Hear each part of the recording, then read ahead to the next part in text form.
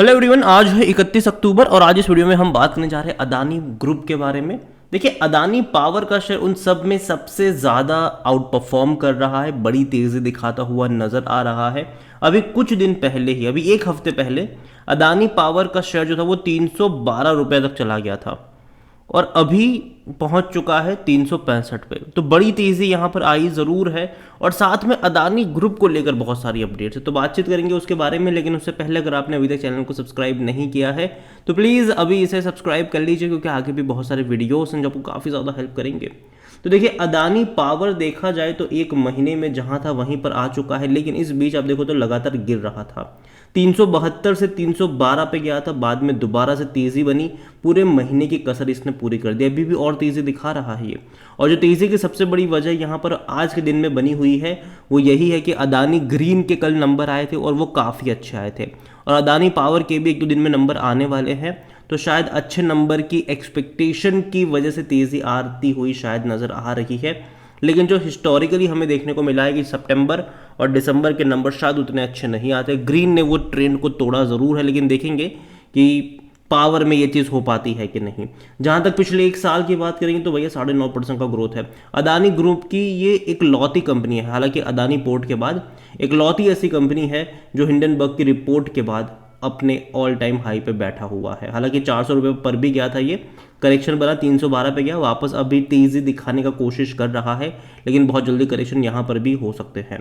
देखिए, अदानी ग्रुप जो है वो अग्रेसिवली धीरे धीरे आगे बढ़ने की कोशिश कर रहे थे, लेकिन बाद में भैया हिंडनबर्ग की रिपोर्ट आई, डेट को लेकर कंसर्न रेज हुए और अभी कंपनी का जो मेन फोकस शिफ्ट हुआ वो भैया कर्जे को चुकाने में शिफ्ट हुआ। और इसकी वजह से जो एक्सपांशन प्लान थे वो थोड़े से डीले हुए ज़रूर, लेकिन फिर भी अभी भी देखा जाए तो भैया अदानी हिंडनबर्ग केस की जो हेयरिंग्स है वो अभी भी भैया तारीख पे तारीख मिलती हुई नज़र आ रही है। पहले 20 अक्टूबर थी और अभी ये जो हेयरिंग है वो 24 नवंबर को होने वाली है। 24 नवंबर को ये हियरिंग होने वाली है। तो देखा जाए तो भैया काफ़ी ज़्यादा तारीख यहाँ पर पड़ती हुई नज़र आ रही है। और यहाँ पर देखेंगे जो डेवलपमेंट यहाँ पर हुए हैं कंपनीज़ के, उसमें कई ज़्यादा शेयर्स में तेज़ी गिरावट वाला, मतलब इसके बाद तेज़ी गिरावट वाला ट्रेंड नज़र आया है। और यहाँ पर the case relate to allegation raise by the Hindenburg research regarding Adani groups financial practice and trading activities which prompt SEBI's involvement. यहाँ पर एडिशनली अगर आप देखोगे तो रीसेंट रिपोर्ट सजेस्ट कर रही थी कि जो अदानी ग्रुप के जो एडिटर्स थे ना, पहले ग्रुप के जो ऑडिटर्स थे, ठीक है, उनको भैया सेबी के रडार में मतलब आया है कि भैया इनसे रिस्पॉन्स मांगा गया है अदानी ग्रुप को लेकर कि भैया रेगुलेटरी स्टैंडर्ड्स और अकाउंटिंग प्रैक्टिस किस तरीके से यहाँ पर करी जा रही थी। तो हालांकि देखा जाए तो पिछले कुछ टाइम में अदानी ग्रुप में से एफआईल्स ने बिकवाली करी है, ठीक है, अपने स्टेक रिड्यूस करे हैं। अगर आप सितंबर क्वार्टर में देखोगे तो अदानी ग्रुप ऑफ कंपनीज जैसे कि ACC limited, Adani enterprise, Adani Wilmer, Adani port, Ambuja cements, उसमें जो एफआईल्स थे, फॉरेन इन्वेस्टर्स थे, उन्होंने अपना स्टेक रिड्यूस किया है। जबकि दूसरी तरफ जो म्यूचुअल फंड्स थे, डोमेस्टिक म्यूचुअल फंड्स थे, उन्होंने अपनी होल्डिंग को बढ़ाया है, जैसे कि अंबुजा में, एसीसी में, पोर्ट में, एंटरप्राइज में अपनी होल्डिंग को उन्होंने बढ़ाया है। हालांकि बीच में कई ज़्यादा खबरें यहाँ पर आ रही थी, ठीक है, कई ज़्यादा खबरें बीच में आ रही थी इन सारी चीज़ों को लेकर कि भाई साहब फॉरेन में भी जो लोग अदानी में इन्वेस्ट करके बैठे हुए हैं उनसे भी रिपोर्ट्स मांगे जा रहे थे उनकी कंट्रीज़ की तरफ से। अमेरिका में ये रिपोर्ट्स आई थी कुछ टाइम पहले। तो देखो, बहुत कुछ चल ज़रूर रहा है, लेकिन अभी भी जो सुप्रीम कोर्ट का वर्डिक्ट यहाँ पर आने वाला है वो मुझे लगता है कि बहुत बड़ा गेम चेंजर हो सकता है। अदानी ग्रुप अभी भी देखो तो भैया मुंद्रा पोर्ट में बहुत ज़्यादा पैसा जो है वो पंप करने वाली है आने वाले टाइम में, क्योंकि पोर्ट का जो बिज़नेस है ना भाई साहब, बहुत बड़ा बिज़नेस है इनका, बहुत बड़ा बिजनेस है। अब देखिए, अदानी ग्रुप इसीलिए 4 लाख करोड़ रुपए इन्वेस्ट करने वाले हैं अपने on going and new projects में आने वाले 6 सालों में। जो कच्छ का इनका जो मुंद्रा पोर्ट है ना, वहाँ पर the investment is expansion of the port including construction of a new berth to handle the copper ore और copper smelter plant, green hydrogen project, renewable energy, ये बहुत कुछ यहाँ पर करने का प्लान यहाँ पर होने वाला है। काफ़ी बड़ा प्रोजेक्ट ये हो सकता है, लेकिन हाँ अभी दिक्कत में है, इनसे इनको बाहर निकलना पड़ेगा। और देखो, मैं ये नहीं कह रहा हूँ कि अदानी ग्रुप खराब ग्रुप है, लेकिन जब थे, मतलब काफ़ी बड़ी तेज़ी जब आई थी तो भाई साहब बहुत हाई वैल्यूशन के ऊपर ये मिल रहे थे, तो एक करेक्शन एक्सपेक्टेड था और वो यहाँ पर आ भी क्या। अभी भी अदानी ग्रुप की कुछ कंपनी अच्छे वैल्यूशन के ऊपर आपको मिल रही है, जिसमें से मुझे लगता है कि एंटरप्राइज हो सकता है, विल्मर हो सकता है, मुझे लगता है कि एनर्जी भी है, ग्रीन भी है, लेकिन अभी भी वहाँ पर करेक्शन एक्सपेक्टेड है, थोड़े बहुत और करेक्शन यहाँ पर आने चाहिए। लेकिन जहाँ तक पावर की मैं बात करूँ यार, मुझे ये कंपनी, देखो मैं पहले ही बोल चुका हूँ और अभी भी मैं एक ही चीज़ कहूँगा इसको लेकर कि सितंबर क्वार्टर के नंबर देखे पहले किस तरीके से आते हैं, क्योंकि जनरली उतने अच्छे नहीं आते हैं सितंबर और दिसंबर क्वार्टर के नंबर। अगर आप पिछले साल से कंपेयर करोगे तो अच्छे लगेंगे आपको, लेकिन हमें कंपेयर कभी ये भी करना होगा पिछले क्वार्टरों से। अगर आप देखोगे कंपनी का जो मार्केट कैप है वो 1,38,000 करोड़ से भी ज़्यादा का है, और अदानी ग्रुप की इकलौती ऐसी कंपनी है जिसका पी इंडस्ट्री पी से कम है। 9.39 का पी रेशियो है इसका, जो काफ़ी सस्ता कह सकते हो, लेकिन फिर भी कंसर्न्स है कि भैया डेट जो है, कर्जा जो है वो ज़्यादा है, यहाँ पर कर्जा ज़्यादा है इनके ऊपर। और जहाँ तक नंबर्स की बात करें तो जैसे कि आप देखिए कि जून 2022 में 13,700 करोड़ का रेवेन्यू था इनका, नेट सेल्स थे। सितंबर में सिर्फ 7,000 करोड़ आए यहाँ पर, तो ड्रॉप आया, ठीक है।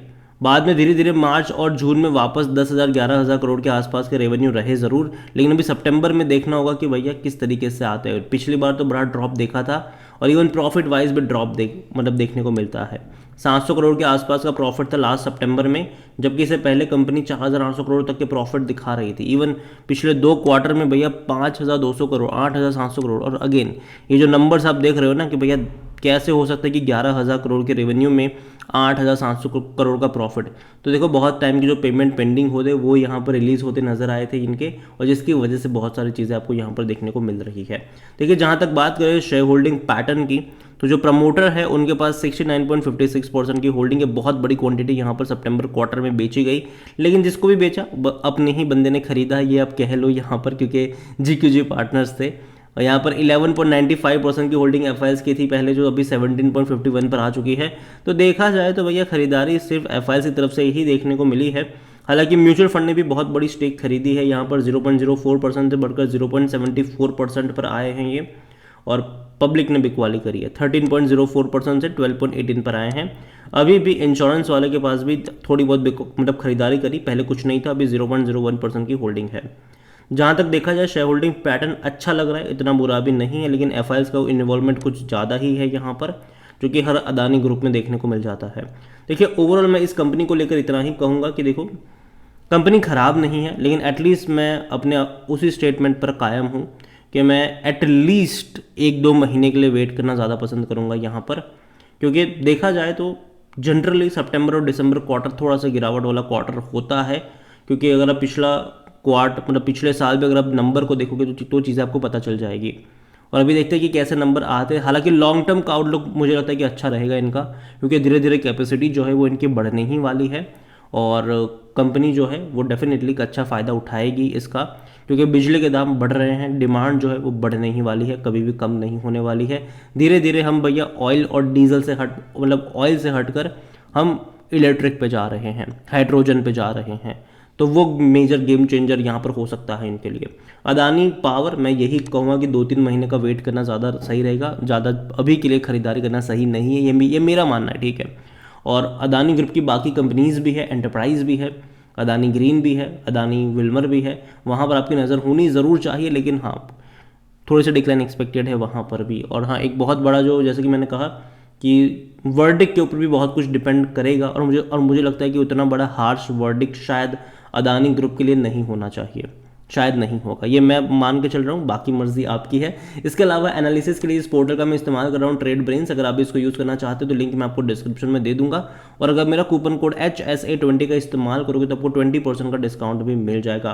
कई सारे बेहतरीन फीचर्स है यहाँ पर जो आपको स्टॉक मार्केट जर्नी में उसको समझने में काफ़ी ज़्यादा हेल्प करेंगे। तो देर किस बात की है, लिंक डिस्क्रिप्शन में है, कूपन कोड का फायदा उठाना भूलिएगा नहीं। वीडियो को यहीं पे एंड करता हूँ, पसंद आया हो तो लाइक करें, शेयर करें, चैनल वगैरह पहली बार है तो प्लीज़ सब्सक्राइब करें। और अदानी ग्रुप में से कौन सी कंपनी आपको पसंद है या फिर आप इन्वेस्ट करके बैठे हो वो भी कमेंट में लिख के ज़रूर बताइएगा। Thank you.